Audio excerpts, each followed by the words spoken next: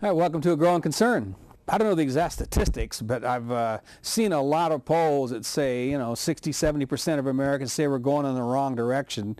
And then some of the major directions we're going in, it's with the global warming, we're not taking care of our issues with that. The financial sector, we're not taking care of that. Immigration, and all of these are, they're in the news every day, and we hear different aspects from CNN and from different stations. I don't tune into Fox too often, but they all talk about this. And tonight we're going to talk about the financial situation. And that's been going on for some time. We hear about it every day. Today I've been hearing a lot about jobs, and people are maxing out $20,000 a month on their unemployment, and there's a lot of problems going on in this country, and it could probably all be traced to corporate control, and we probably will get into that tangentially tonight. But we're going to talk with a couple of folks here. On my far right is Jared Gardner. He's with a group called Real Wealth PDX.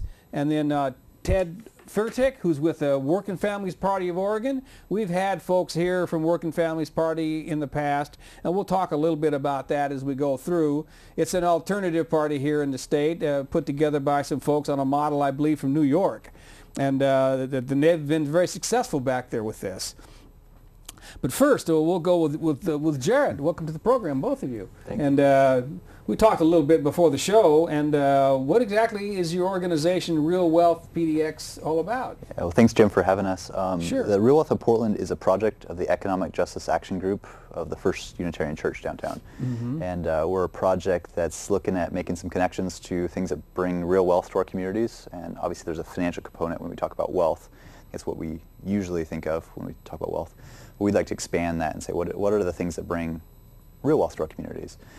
So we've been active 3 or 4 years, kind of drew some inspiration from Rianne Eisler's work, Blade and Chalice, Real Wealth of Nations, David Corton's work. I think he's been on the show here. Mm-hmm. Those are kind of formational figures in our work. We're about basically 3 things: changing the story, so looking at the story. Tonight we're talking about the economic story. What is the story? Is it that bigger is better, or that GDP is the right measure of a healthy economy? Those kind of questions. From that, what is the story that we think is healthier, that brings more, say, value in our relationships to each other, to our communities, to the earth, those sorts of things. The second kind of framework for Real Wealth of Portland would be to build a resilient community. And what does that mean, first of all? And then how does the financial sector, or specifically tonight the banking sector, how does that play into real wealth in our communities? Building a resilient community. And last would be changing the rules. I think we all realize that there are structural imbalances, structural reasons why we have the problems we have, and what are those, and how can we change them according to what matters, the relationship to the earth and people. But the citizenry doesn't really have access to the mechanisms to change those rules. Isn't that something Congress does? Yeah, I would hope that someday we could have a democratic community where we could participate. Mm-hmm. But there are ways, if we organize. I think there are certainly steps we can take irrespective of legislation, but we can also organize with that in mind to have an impact. Mm-hmm. There was a comedian a while back, Chris Rock, I believe, that did this real thing about money and wealth. And I always thought of wealth as the folks that don't have to ask how much it costs. But wealth in this respect is just what people have and where they invest it, I understand. Yeah, when we start thinking of financial wealth, that would be the question I would ask is what are we doing with our money? Where are we putting our money? Mm-hmm. And where are we borrowing our money from? And then if we have anything to invest, where are we investing in? Who are we investing in? Mm-hmm. Or through? So those are important questions. Right.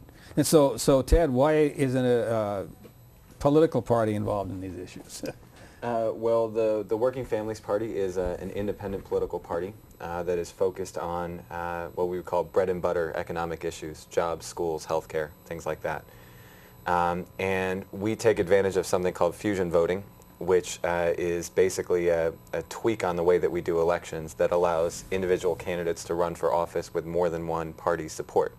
And what that means from the point of view of an independent political party is that, like other political parties, we can run candidates if we choose, but we don't have to. And instead, what we can do is focus on issues and support candidates of either major party who are committing to do the right thing on the issues that really count, things like jobs, schools, healthcare.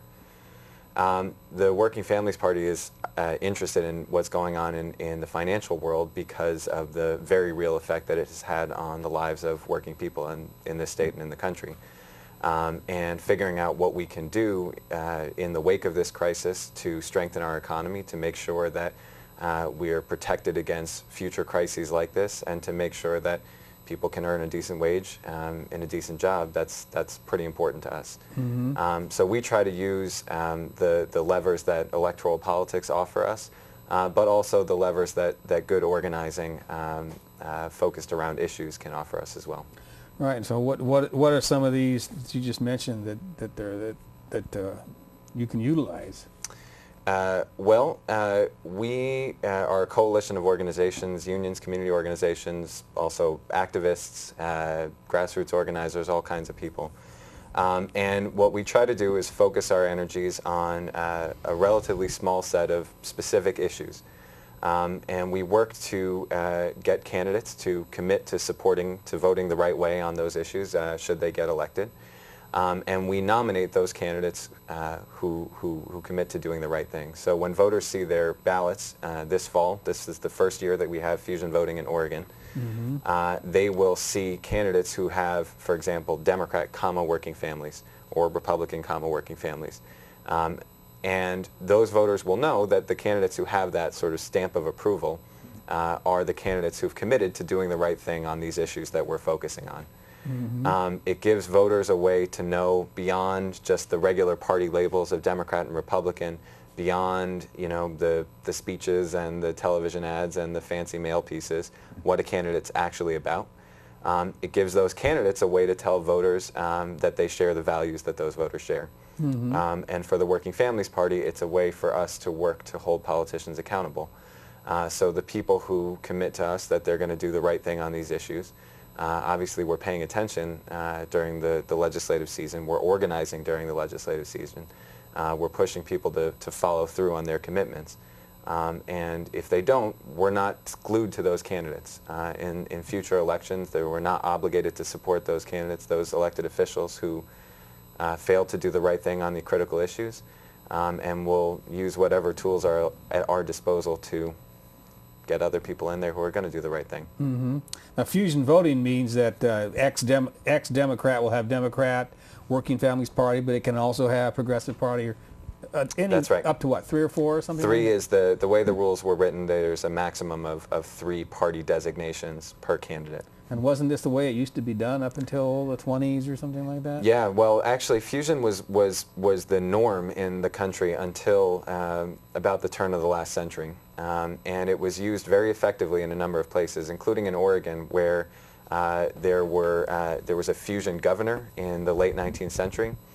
And fusion allows people who might have differing opinions on some issues, but who have the same opinions on important issues to get together and support the same candidates so that they can advance their common interests.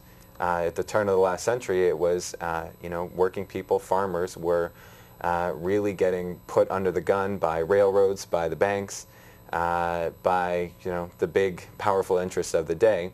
And they might have disagreed with each other on temperance or other issues like that, but they knew that they needed to work together to rein in the power of these very powerful interests. And fusion was a critical tool for them.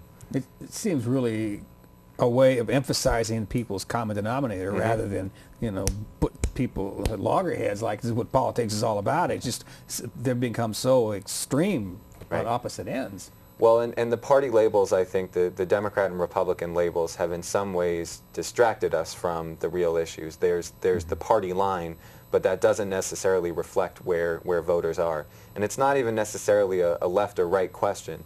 There's a lot of people who would consider themselves conservatives or moderates or anything like that, but are just as angry at the banks, just as angry about the failure, that we've had to provide adequate health care and the problems with jobs as someone who call themselves the biggest liberal in the world or what have you.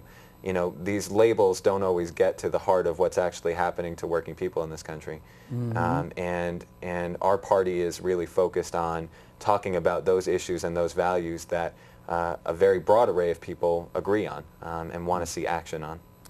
It seems to me it's more of a progressive party. Do you foresee really falling behind any Republicans? Is there any of them out there that are really conservative that they aren't just radical right wing? I think there are.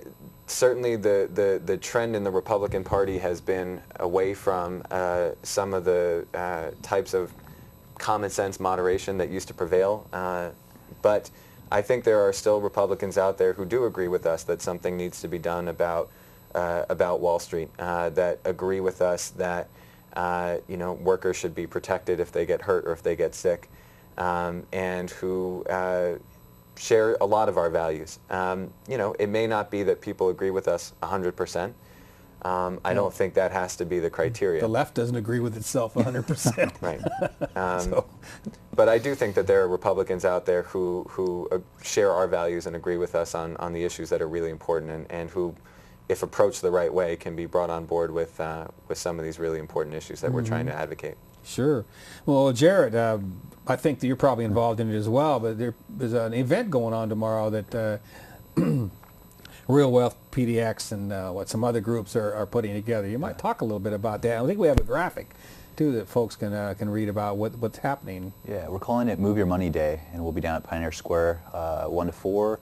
Some live music, a bunch of banks and credit unions, some other organizations, just talking about the local economy and the role banking and credit unions play in it. Mm-hmm. And so I have this thing here that says "Move Your Money, Portland," and so that means that you want to target certain organizations, certain banks that people can move their money to, as opposed to certain others. Now, what is that about? Yeah, this is actually so tomorrow's the kickoff for a campaign. We're looking at continuing to encourage people to move their money in the spirit of the Move Your Money campaign that Huffington Post released earlier this year. And organizations, unions, churches, businesses, it all adds up and would bring more wealth to our community and circulate more resources.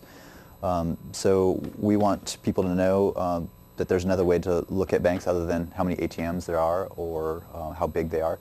And so we've devised some criteria, 3 of them. This is on our website. It's on a few different websites, realwealthpdx.org, or the Sustainable Business Network, or the Move Your Money .info site, the main national campaign. So this Move Your Money is a national.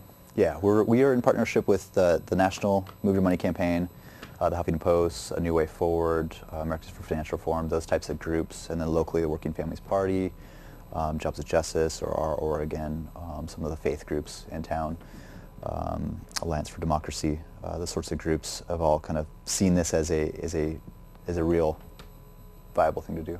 Mm-hmm. You say there was three reasons or three? Yeah, 3 criteria when we look at what keeps more money circulating. So there's the economic question of can we keep more resources circulating here? We see the big bonuses and the outrageous things that the big banks are doing. So if we could tap into some of those resources and keep them here, we'd have more jobs. That's the economic theory that I think a lot of research is playing out. The 3 criteria would be, are they based locally? And for this purpose, we look just at Portland. If we were to do a state campaign, it would look slightly different. But are the banks primarily rooted here, or are they all over the place? Not to say a regional bank doesn't have its role, but if they're solely based here, like the Bank of Lake Oswego, they're focused on Lake Oswego. They're not going to pick up and leave or shift resources somewhere else. So that's one criteria. Are they locally owned, where ownership is, profits flow? So credit union that's mutually owned, more money circulates among its members. Private banks, more money stays here. NASDAQ traded banks, Wall Street banks, no, it leaves the community. Are they focused on local business? And this is one that I think is really critical for understanding banking. Do they lend to small businesses? And there's a strong correlation to money staying here. That when a bank gets to a certain size, they tend to stop lending to small businesses, and that's what drives our local economy. Yeah, I didn't know that. I asked a question a while back that isn't it the Congress's job to do that? I forget what in reference that was to, but a lot of people feel like they don't have any power to do anything. But what you were talking about is a way to even slightly change the dynamic and bring it more community based. It seems to me. Yeah. The local group, the local banks not only will they maybe loan money to local people more, but they're more aware of the dynamics of the economy locally. It's much more responsive. And when you look at actual lending practices, one of the reasons why big banks don't lend to small businesses that are quirky. They don't fit the norm. You can't securitize it and sell it so quickly. So they have to look at who you are and say, what's your track record in this community? Oh, we've known you for many years, and okay, you might fall outside of this parameter, but will you make up for it in this parameter? And because you're a foundational part of the community, we're gonna make this decision. So you can have that partnership at a community level where you don't with a big bank. Mm-hmm. So when you say a big bank, of course, you probably mean what, Chase and Wells Fargo and all these big banks. You know, I know that I was banking at Washington Mutual, and they screwed up big time, and they were taken over by Chase.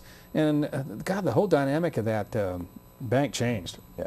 I did not like it, and not that they were necessarily only local to begin with before, but and I can remember when First Interstate was taken over by I think Wells Fargo, and U.S. Bank was taken over by another bank back in the Midwest. It just changes, you know. The East Coast banks have a different way of looking at it, and what are some of the dynamics of why well, you've got bank/credit union. Why is a credit union or a community bank better than one of these bigger banks? And because you're trying to emphasize to people to move their money. You know, it may not be wealthy, but they do have a certain amount of money. So.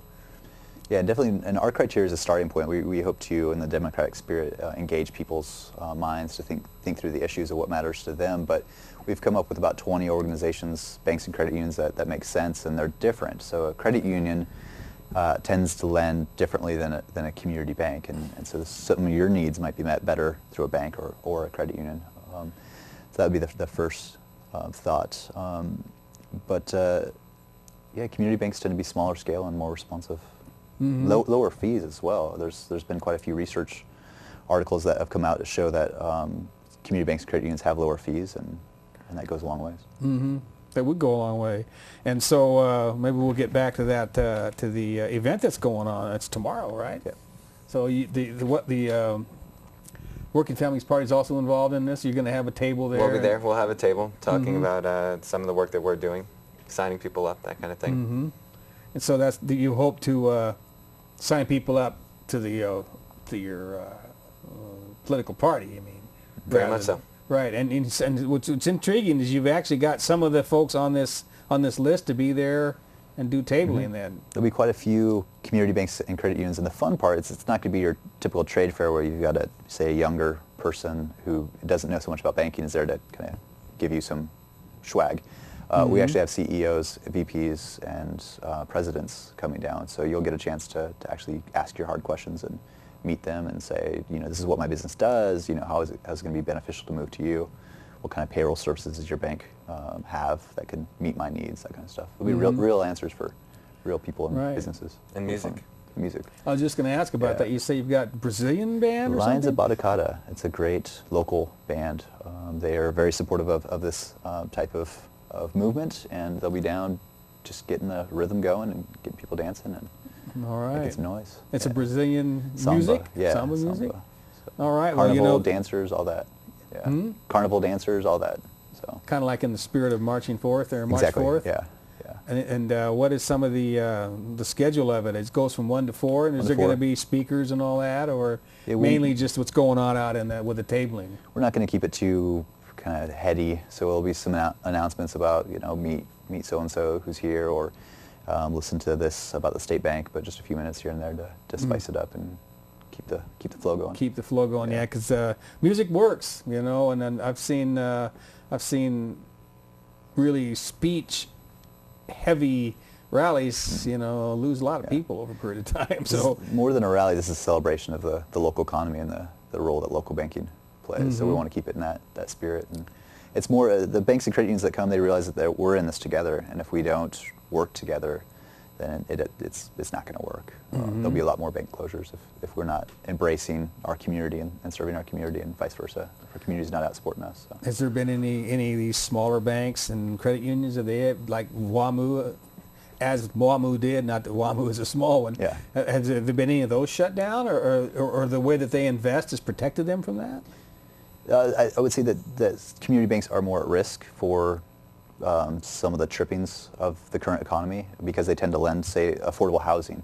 That's not the affordable housing development loans. That's not the best loan to have done, say, 4 or 5 years ago, because you're construction, you're dealing with rental properties, you're dealing with people of lower income, and so that combination can really trip up a bank quickly. But that's needed in our community. So what do you do with that? Do you say you made a bad loan that was great for our community, but now because it's hard to make those payments? What do you know? Well, the interesting thing is that the federal government came in and backed up the biggest banks, which had taken the biggest risks and done the most harm. Right. But a lot of smaller institutions, where 1 or 2 bad loans for a small bank can have a really big impact on their balance sheet, were deemed too small to save, basically. So they got sucked down the hole caused by the bigger ones then. I never thought about that. Of course, they got a much smaller amount of capital they're working with. Right. What tends to happen with the community banks is they get swallowed up into the bigger banks, and the FDIC comes in and basically appoints a new owner. And you mentioned Washington Mutual, and they were a fairly large bank when they went under, but they followed a trajectory of I would call it more of a shareholder-owned, profit-driven model of bank acquisitions, and they grew extremely fast, acquiring other community banks, and we're seeing that with some of the regional players in this state. And I don't know that lack of diversity is going to help our banking community by having regional banks become bigger by swallowing up community banks. Well, all that, what was it, $780 billion that went to AIG and all these different places? None of that made it down to these smaller banks? There were Small a few. amounts. Yeah. There were pieces of the Troubled Asset Relief Program, the TARP bailout. Some community banks and medium-sized banks did get funds to get loans from the federal government through that program, but the lion's share of it went to the biggest banks. And the federal government was willing to let quite a number of banks fail, small banks fail, because it was deemed that their failure would not have such a huge effect on the overall economy. It comes back to the story, though, and saying, well, there's an economy of scale, and this myth that if we can have more regional banks and larger banks, they're going to provide better services. And what we see with every step of deregulation has been worse fees and policies for the consumer and less choice, and especially the small business owner.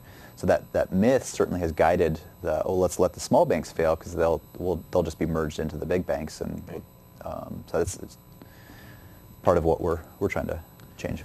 Well, I was wondering how long it would take for the D word to come up, the deregulation, because it's really shown real obvious in the banking world what deregulation has done with the forget the name of the bill that was the law. Glass-Steagall. Yeah, that was it. The one that was taken away a few years back. It just opened it all up.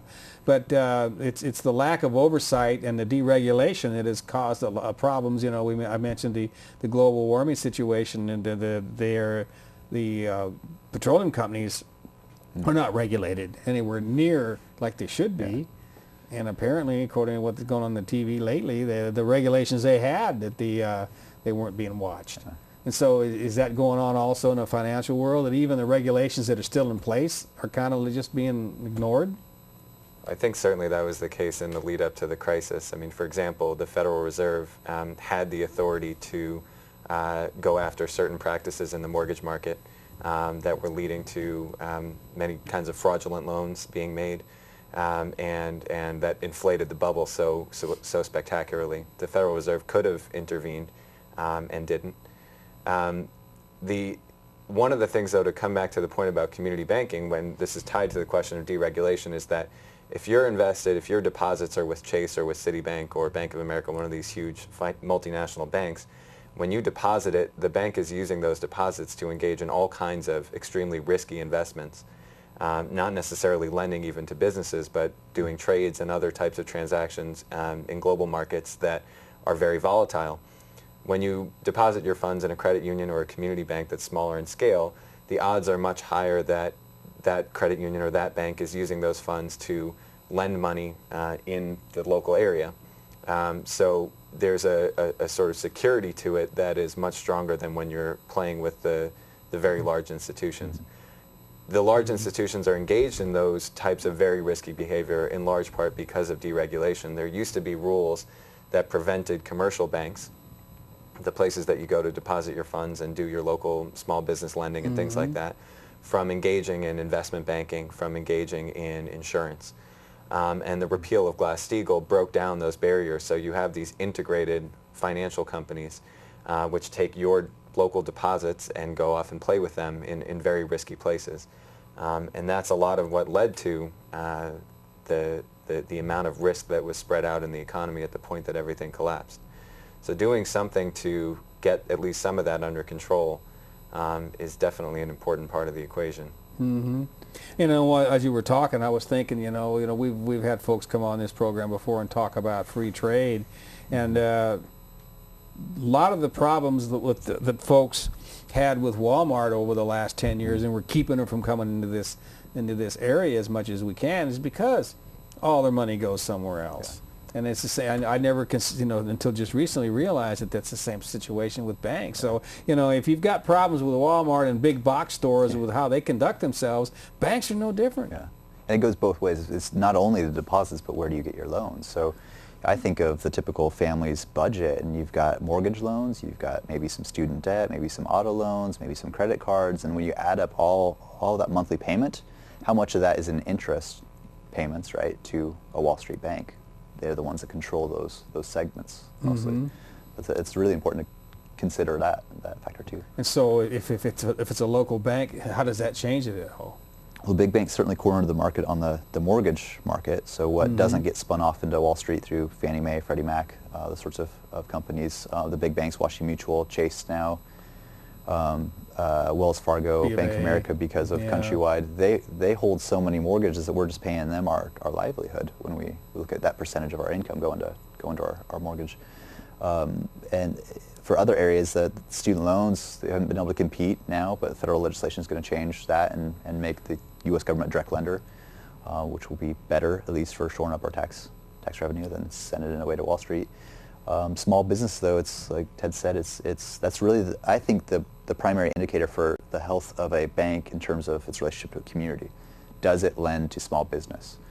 Big businesses have equity markets and other ways to raise capital. So are they lending to small banks? So small business, a regional bank might do it or might not. And when they do lend to the local economy, I would say that's a bank to consider working with. Because the rest of them they're cherry picking. They're taking the easy way, and they're securitizing loans, and they're making money out on Wall Street, and they're covering their risk by shoring it off to the taxpayer. So it's a critical distinguishing point. Well, since they're so large, I mean, they're kind of like the rich bully at the poker table.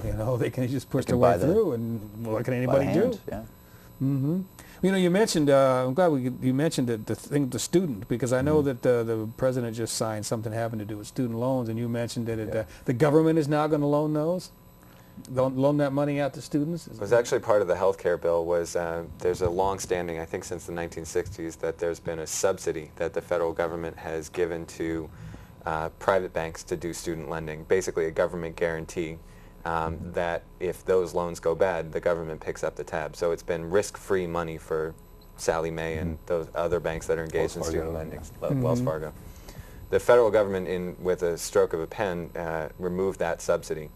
And what the practical implication of that is that rather than go to a private bank to get a student loan, since those banks are no longer getting the subsidy, the banks would have to charge a much higher interest rate, and your best interest rate is going to come directly from the federal government as a student lender.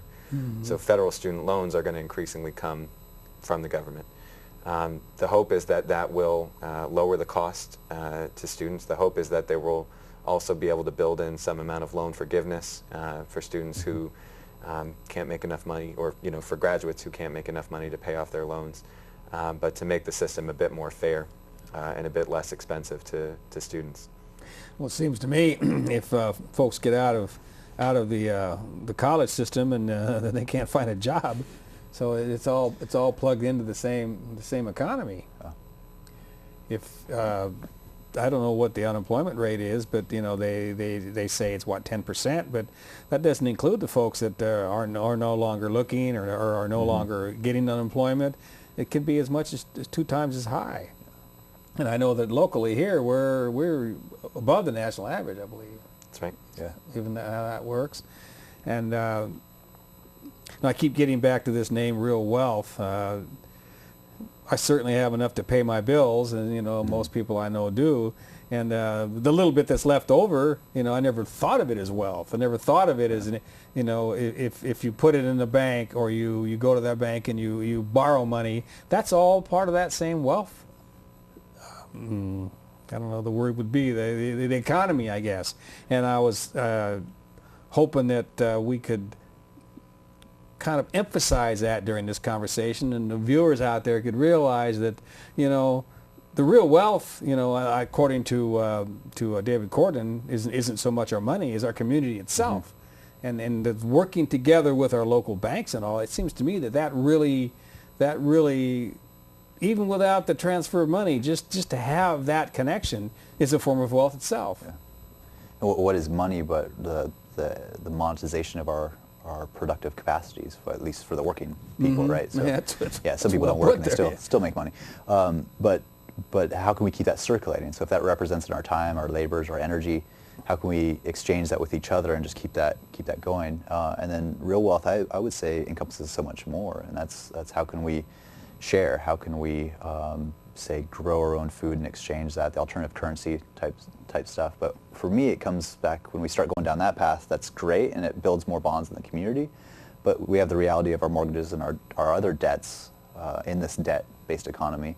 How can we keep that claim on real wealth circulating here? Mm-hmm. You mentioned the word alternative currency.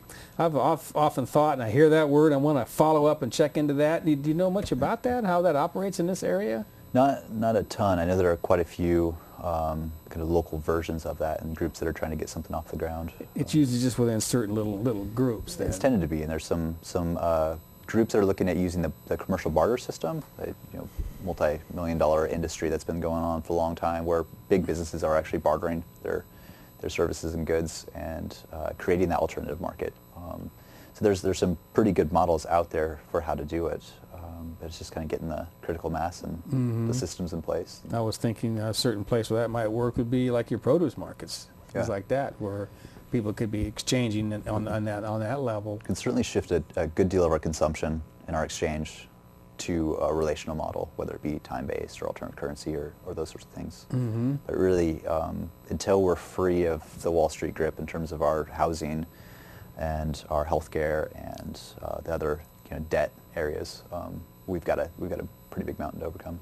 Well, you just mentioned the Wall Street grip, and then the next word you use was the health care. We just had a health care bill that a lot of folks think isn't helping much, and then I think it was just today that the Senate passed some kind of sweeping financial reform. Is it similar to the global warming, climate change legislation and the healthcare legislation that a lot of people think is just making the big guy stronger? Is it really working down that path, or is it really some kind of reform either one of you would? In some ways, it might be too soon to tell because the Senate passed a bill, but it's going to a conference committee. The House also had passed a financial reform bill last year, and they're going to have to reconcile those two bills. What ultimately comes out of it remains to be seen. It seems to me that there's good things in the bill that would make things more above board, limit some of the really risky activities that took place, and put some institutions in place that are designed to look out for bad practices in order to protect consumers. But I think it's hard to say. There's a lot of fine print, but there's definitely concepts in that I think are important, and that hopefully the best versions of them do come out. Does it put us in anywhere near as good a stead as we were with the Glass-Steagall Act? I don't know. I think the financial industry has changed a lot. It changes very quickly, and whether our regulations keep up or not is an important question. Hopefully this bill will bring a lot of it more up to date, so that the regulations that we have actually are dealing with what's actually happening in the financial world. I would kind of, we were, sure, as you're talking, and the question you asked earlier about what kind of role can we have, we the people, with the legislative process. I think of Massachusetts and LA as two good examples of how moving your money can be a political act. So the state of Massachusetts chose to move its funds, and they said, we're only going to move funds into banks that don't skirt usury laws. Well, wait, it's a usury law. Shouldn't they abide by it? No, they're getting around it every which way. But the Massachusetts leaders thought, this is a chance to say, we're going to end it, at least in our state. In Los Angeles, they decided to move their money out of any bank that's not aggressively remedying foreclosures. It's, banks, I would say, are making quite a bit of money off this foreclosure issue. They're taking the prime properties that don't have much debt on them. They're stringing people out to wreck their financial lives, and they're not really acting with any sort of responsibility for the population. So LA just said, okay, if you're not going to do that, then we're going to move all of our money into other banks. And I think those are really powerful, both symbolically and also pragmatically, powerful ways to change what we want to see. And following from what Jared is saying, this question of what governments, both local and state governments, do with their money is a very important question that we have been involved in trying to address in one way or another. One of the things that we've been talking a lot about is a proposal to have a state-owned bank in Oregon, modeled after a very successful institution in North Dakota, the Bank of North Dakota, which has been around actually since 1919. It's a money-making bank that over the life of, over the course of its history has returned actually several $100 million in profits from its own operations to the state of North Dakota to help with their budget, to keep taxes low, to support the economy in that way. And this is a bank that makes loans and accepts deposits like other banks, but it cooperates, it partners with the local banks in North Dakota to extend credit in its state.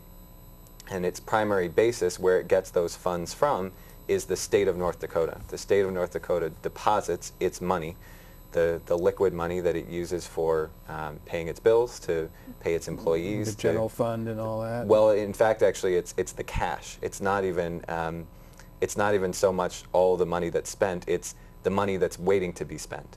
So your tax revenues as they come in, but before they go out. That cash gets deposited in banks. And rather than deposited in the big banks, the North Dakota deposits it in their own bank. And that provides financing for lending in their state. Just to give a little bit of context on this in Oregon, and really in the whole country, if you rewind to, let's say, September of 2008, when Lehman Brothers collapsed, when AIG collapsed, and that was really the beginning of the acute crisis in the economy as a whole. One of the most immediate effects was that credit froze throughout the economy. Right. Banks stopped lending to each other, and they stopped lending to businesses. Small businesses around the country, and big businesses too, found that their lines of credit dried up. Couldn't make their payroll. They couldn't make their payroll. They couldn't pay their bills. And this was one of the things that really, it was one of the first major problems that we faced in the course of the crisis and ultimately the recession. When looking at that crisis and understanding the deep ways in which we are entwined in a financial system and how dependent we are on credit, started looking at ways that we could make ourselves less vulnerable to something like that happening again. And getting to this question of how the state deposits their funds and the importance of access to capital in our economy as a whole became what we thought was one of the most important questions to address. And we found, looking at this model of North Dakota, it's not a panacea, it doesn't solve all problems, but nevertheless, it uses the state's funds, which otherwise would be getting deposited in the big banks, and doing just like individuals when they deposit it in the big banks, the money is often who knows where. The state of North Dakota was depositing its funds in its own bank, and those funds therefore were being used to spur lending and access to capital in their own state. Mostly within North Dakota. Almost entirely, except if businesses have operations, North Dakota businesses have operations in adjacent states. But for the overwhelming majority of it is working in North Dakota. It seemed like Oregon could have such a bank as well. Is that the only state that's doing this? North Dakota is the only state that has a state-owned bank. It was actually the result of, in 1919, there was an organization, a political party, sort of, called the Nonpartisan League, which was kind of the last manifestation of the populist movement in North Dakota. And they weren't Democrats or Republicans. They were mostly farmers, but also some workers. And they took control of their state government in 1918, and they did a couple of things. One was to create this state-owned bank. One was to create a state mill and elevator to deal with the problems that they had with the big grain companies based in, mostly in Minneapolis at that time. And actually, we had conversations with the folks in North Dakota, and they shared with us some of their history and how their bank actually works. But they also shared the policy of the bank, which was enacted in 1919 when the bank was created. And basically, they said that they were establishing a bank to promote agriculture, commerce, and industry in their state, and to be helpful and to assist in the development of state and national banks and other financial institutions and public corporations within the state, and not in any manner to destroy or to be harmful to existing financial institutions. And this point, I think, is really important to emphasize, that the model of the state bank is designed to reinforce the type of banking that we've been talking about in the show, of community banks whose lending is focused in their community and by their business are supporting the creation of jobs and the continuation of stable economies in our local communities. So a state bank would strengthen that. A state bank would partner with community banks to make loans in our communities rather than competing with them. And in that way try to strengthen and make more resilient our economy as a whole. Well, I got two questions right off the bat. Why hasn't any other state done this, other than North Dakota, and can any state do it? I mean, there's no federal regulations or anything, hoops you have to jump to do it. There's certainly no federal rules that would prevent it. Different states may have banking rules that they have to figure out how this relates to it. Certainly the legislature would have to create the bank. It would have to happen by an act of the legislature. But really there's nothing stopping any legislature in the country from creating one of these if they want to. Now it's a scary idea to some people because it's a big change from the way that we do things in some ways. And the trend in this country has been away from, you could say, public ownership. But it's important to emphasize that this isn't like a state-run steel company, for example.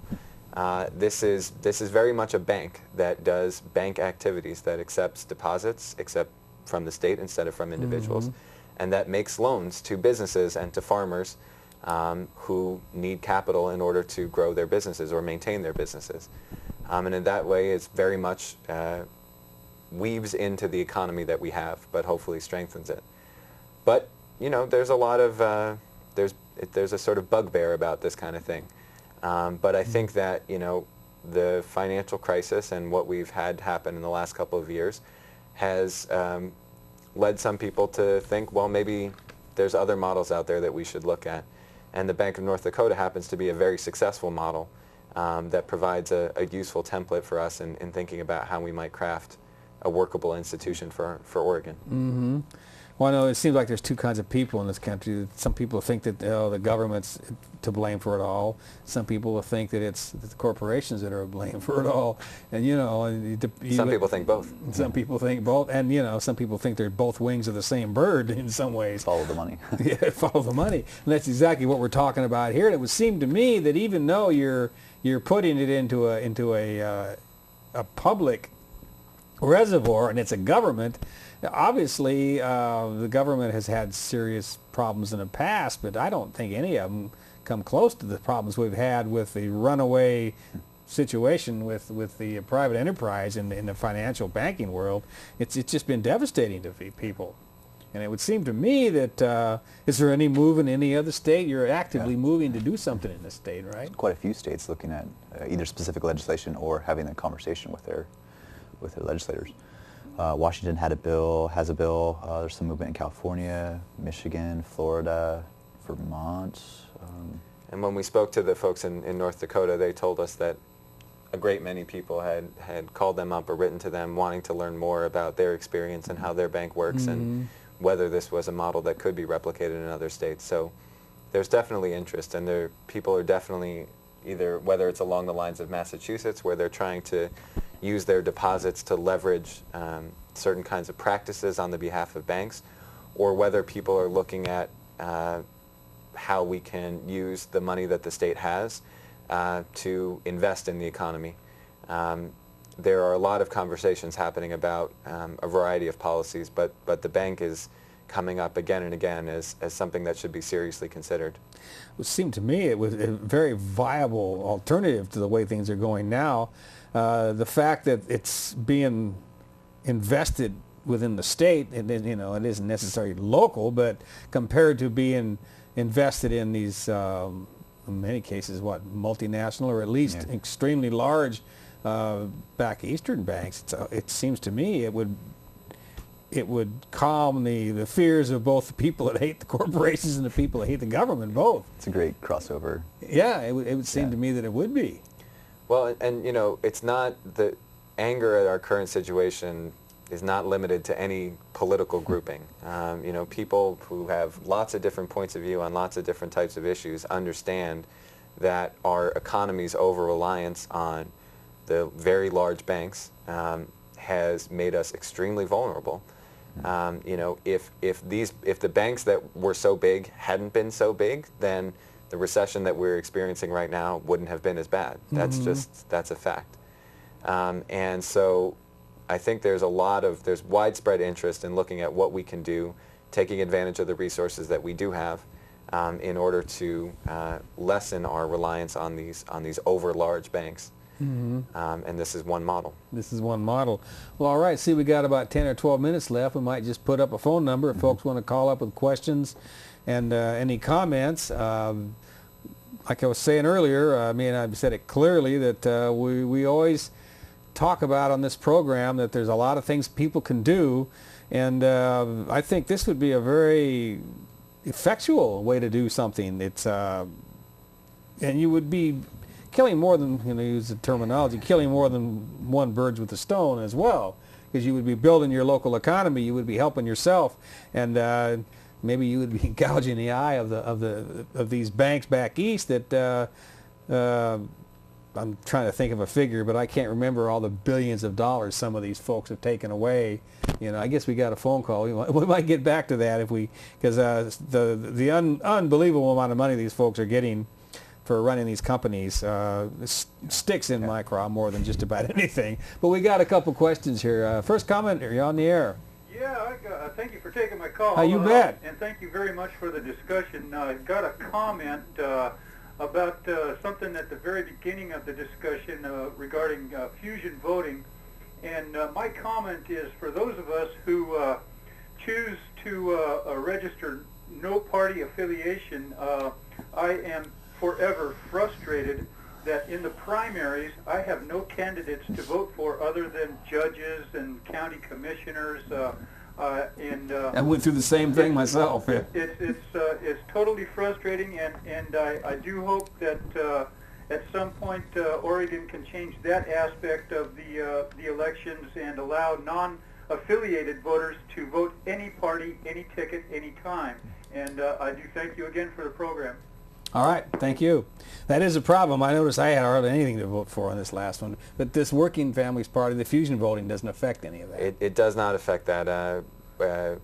Only Democrats can vote in Democratic primaries. Only Republicans can vote in Republican primaries.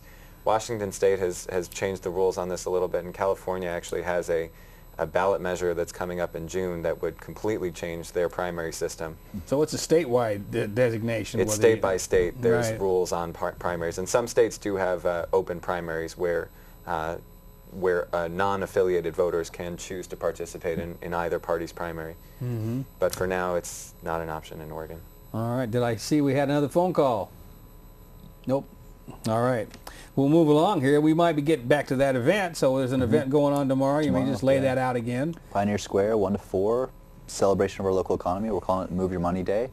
And we'll have Lions of Bauticata drumming it up, keeping the energy going. Banks, credit unions will be there, the ones that are rooted in this town.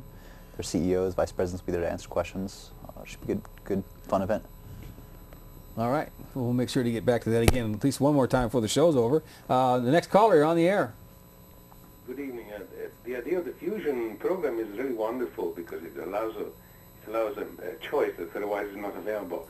Probably there is no time to discuss it at length, but in the context of these moods, collective mood swings, if we can call them that way, in my opinion, Wall Street has the idea of Wall Street has grown to an extent where it's outlived its own usefulness. Are there any movements of thought that, if not to destroy the monster, at least to bring it under to some control? Because now it is essentially it's run amok. It's a run amok institution that produces nothing. It can increase temporarily the wealth based on air, but most of the time, as has been shown now, it only brings destruction. So I don't want to continue any further. Thank you for the show, and I would like to have your comments. Thank you. All right. I would say we're definitely feeding the monster by depositing with them, borrowing from them. Our cities and states doing the exact same thing. Our bonds are usually done through the Wall Street bank. So in my mind, we need to starve the beast a bit, but then we also have to change the rules. And while Wall Street banks have so much political power in the form of financial capital, it's really hard. We're seeing that. There was a bill to break up the big banks, and that got nixed pretty quick. Wasn't it coincided with the stock market crash? I don't want to go too far down that, but it seemed like it was kind of interesting timing there. A little held captive to our big banks. So you know, there's a really scary statistic, which is that on the eve of the financial crisis, 40% of total corporate profits in the country went to Wall Street. So as the caller said, to institutions that, while they sometimes serve certain purposes, I don't think many people feel that they create real wealth, as we were talking about. And it's a real structural shift in the American economy that has made us so vulnerable. So hopefully the legislation coming out of Congress will at least begin to reverse some of the worst aspects of that trend. Mm-hmm. Well, you said 40% of the profits of this country goes to Wall Street? At least on the eve of the financial crisis. And during the healthcare debate, we were talking, I forget what percentage of our gross national product or whatever goes towards healthcare, which means goes to these big multinational or at least national hospitals and insurance companies. So that's a big chunk of what we do, right in those two big boxes there. Well, and at least you can say in healthcare that there's millions of people are employed in a lot of that spending is nurses and doctors and people who work at hospitals, and you know, a lot of that is a real economy. In a local economy. Yeah. Much less so when you're talking about the biggest financial institutions. That's true. I think we have another call. Next caller. Hi, Jim. Good show as always. All right, thank you. A couple of comments regarding the third-party movement. I'm sure you and your guests know that recently there was an election in Britain, and not that Britain is necessarily a model for everything that we want to do, but you know, there are fully 10 parties represented in the British Parliament, and so this represents the concept of decentralizing power, which I think is part of what your guests are saying. The other thing that struck me is when they were announcing the winners, we're very used to very large sort of literally parties, where the Democratic and the Republican Party get together and announce their candidates winning, or they have a concession speech. None of that phenomenon takes place in England. It's a very kind of a downplayed, there's no huge hoopla. The parties are not as powerful there because there are so many, partly, but most people don't realize that the Democratic and Republican parties in this country are really giant private corporations, and with their own agenda and their own funding and their own, they're basically businesses. So I really support the third-party movement. I really am happy to hear about this party, and I would also put in a plug for the Progressive Party, which is another startup party in Oregon. We did that last week. Yeah, that's great. And I would just one last comment. I know you want to get more callers, but I really support the movement of money out of the big banks into the small local banks and credit unions. Same concept, decentralization, moving from a national to a local level. Very, very important. And I'll take any other comments you guys have off the air. Thanks a lot. All right. Well, it's an interesting point, though, about the British system. Britain is of everybody other than the U.S. has the most favorable system to a two-party structure, similar to the U.S. As everybody knows, the way we do elections in the U.S. is not favorable to third parties. The first past the post system doesn't favor it at all. But fusion, in a way, is the sort of uniquely American form of proportional representation. We say that you make the coalitions before the election instead of after the election. But it is a way for people with distinct sets of views to come together when they do agree and to support the same candidates and hopefully put those values that they share at the forefront. At least in the point of view of the Working Families Party, there are many candidates who are not in our party, but who are Democrats or Republicans who do share our values and who are good on the issues that we care about. And we want to be able to work with them at the same time that we want to be able to put pressure on those who aren't doing as good a job. Mm-hmm. Well, I see we're down to about a little over 2.5 minutes. We'll put the last caller up here. And last caller, you're on the air. You only got about a minute, though, unfortunately. We're running out of time. Hey, good evening. Good evening. First of all, just thank you for hanging in there for so many years and covering issues. I really appreciate that kind of dedication. Oh, you're welcome. Two things. One, on a city level, we really need to focus on the debt the city's taking on. It's becoming a very hazardous situation, and we need to focus on that a little bit more.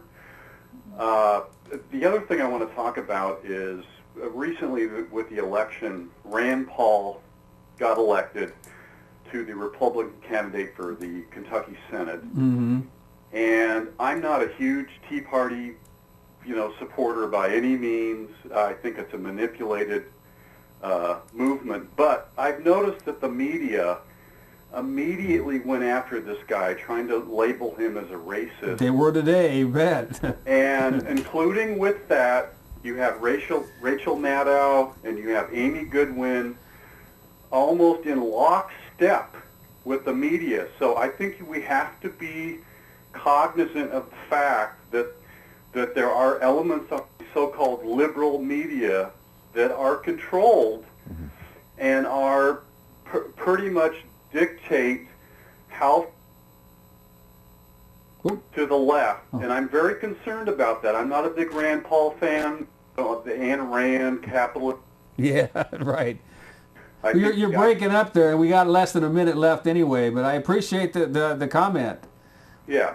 All right, we're down to about 50 seconds, so I appreciate that. I'd like to go into the Rand Paul thing a little bit, but I appreciate you folks coming on. Just before the phone call got off the air, I seen the graphic up for what's going on tomorrow. So it's going to be from 1 to 4 o'clock. Pioneer Square. Move your money. What was it? Move your money. Move your money day. Right. And it's a national. Yeah. Maybe not this particular event is national. Yeah, we're working with the national folks, and Portland's the first city to be spotlighted because of our leadership in this area. So come out and show we can lead the way. All right. Well, I appreciate you folks coming on from Move Your Money Day and Working Families Party. We're just about to end the program. I want to thank you all for tuning in. We'll see you next week.